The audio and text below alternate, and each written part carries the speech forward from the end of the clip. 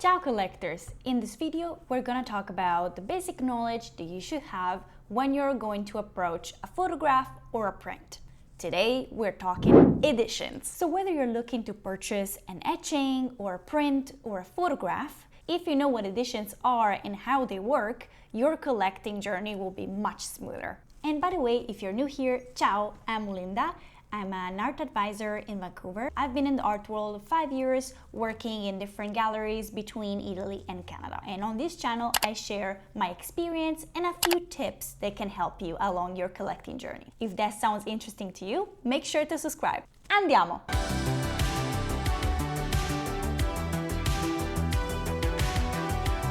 I got the idea of making this video after a client was asking me if a photograph is actually original. And I explained why it was original.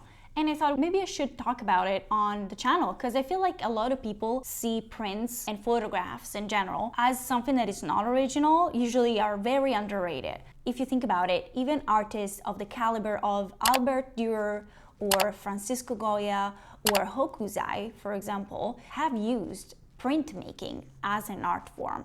And of course, this allowed them to share their art and their craft to a bigger audience. But that didn't mean that the artwork was less valuable. Even back then, when people were purchasing prints, they were still very expensive artworks. Of course, they weren't expensive as a painting, but they were still artworks meant for the elite. They weren't certainly artworks that could have been enjoyed by the masses, right? Although, of course, I won't get too much in detail into the history of printmaking because I'm thinking to do an entire video about it and the different techniques. If you feel like that's something that you're interested in too, feel free to comment below. Today, prints and photographs, depending on the artist and the technique, can be valuable, rare, and also unique. Let's start with unique artworks.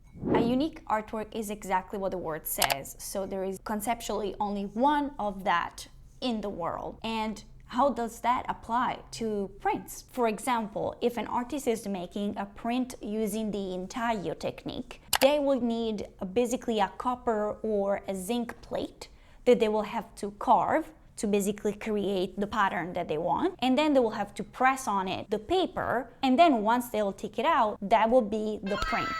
But without the plates per se, there will be no print. The artist, after doing one, can totally destroy the copper plate, for example. And so you will have only one original print made of that specific copper plate that the artist made. That really depends on the technique of the artist. But a print can also be unique. Now that we have explained that, we can talk about editions. The thing about prints is that there are two main differences. There are multiples and then there are open editions. The multiples are prints that have a specific and usually very small number of originals. These are not simple copies. These are all original artworks designed by the artist. For example, Dali or other famous artists, they were using prints to share their work to a much lower price than a painting. Those reproductions are all original if they are specifically in a very small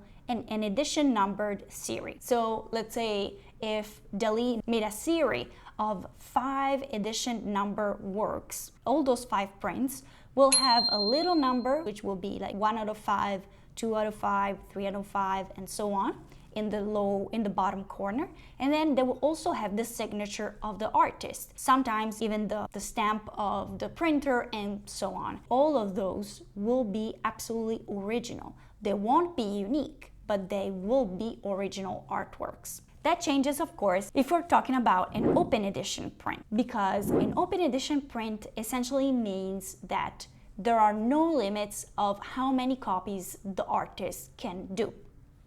And that changes a lot of things. It changes the price because, of course, the quality of the print is per se much lower. And of course, because there are infinite amount of copies that the artist can make, the value of the print itself is much less. And then, of course, you can't categorize those reproduction as originals because there is no edition numbered in the corner and they're not signed. The quality is much worse. So, but that, you know, if I have 2 posters here that I have also other prints that are not numbered, and I'm still happy to have them, you know, like it's not a problem. We're just talking about how to differentiate each one of them. If you have a print that is not numbered and doesn't have a signature, you should still enjoy it if you love it, you know, it's totally fine. Now we're just giving a few suggestions in case you're looking for a specific print in the future and you want to have the basic knowledge to, you know, just find what you want out there. I also have another thing that a lot of people might not know. It's an artist proof, which is called AP. Essentially, the artist proof is a print that usually is kept by the artist as a first tryout of the edition group. So example, again, with Dali, we'll create a first print. We'll be like, okay, yeah, the colors are good, the lines are perfect, okay, we can proceed and print more. So that will be the artist proof. Sometimes the artist proof are kept up by the artist for inventory reasons, and sometimes they are sold by galleries or by the artist directly. It's a special edition numbered print. They're usually more expensive than a normal edition numbered print that is part of the same group. So for example, if Dali had those 5 numbered edition prints and then he wants to sell his AP, the AP will be much more expensive than those 5. So I hope this will help you along your collecting journey. If you have a print and would like to share who's the artist in the comments, I will be so happy to read about it. And if you're curious to learn more about collecting and the art world, make sure to subscribe. See you next time. Ciao!